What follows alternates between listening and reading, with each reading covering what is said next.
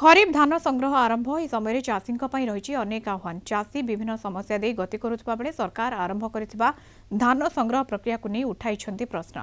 तेज चाषी माने किभली समस्यार सम्मुखीन होइछन्ति से नहीं चाषी अधिक आलोचना करिसेंति आम जाजपुर रिपोर्टर अविनेश्वर सतपथी। चलित वर्ष राज्य सरकार खरीफ धान संग्रह आरंभ करिसेंति। आ भितर जदि देखिबा जे चाषींकर समस्या कहले न सरे, कारण चाषी केतेबेले प्राकृतिक दुर्विपाकर सामना करुचंती, केतेबेले तो अभावी वर्षार सामना करुचंती। आम सहित जोड़ी होइचंती किछि चाषी। आमे वर्तमान धर्मशाला अंचल रे अछु। कोन कहबे चलित वर्ष जो खरीफ धान संग्रह सरकार आरंभ करि सारलेनी, किभली देखुचंती? वर्तमान तो हमर वर्षा जेमते लागि रहला, धानर आर्द्रता पर्यंत सुखी नाही।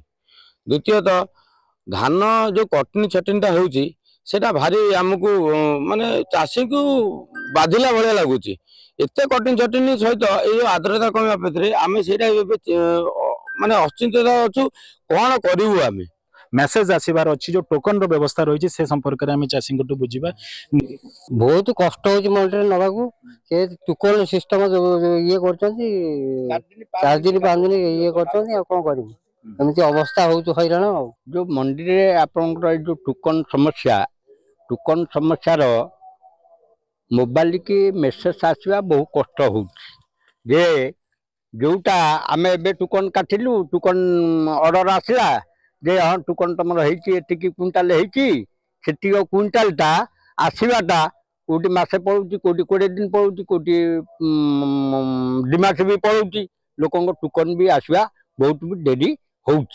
धानर कटिंग छटिंग जो 6 किलो 7 किलो 10 किलो एमती भी काटुंट। सरकार आमको आगुरी कही आमर कटिंग छटिंग बिल्कुल हेब ना।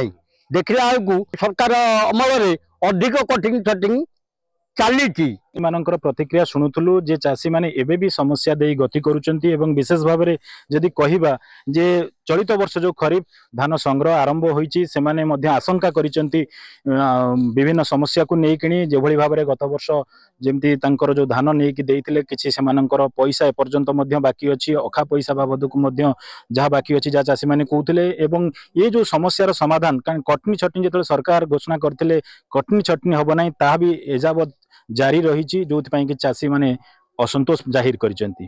जाजपुर जिला धर्मशाला अविनेश्वर सतपथी, कलिंग टीवी।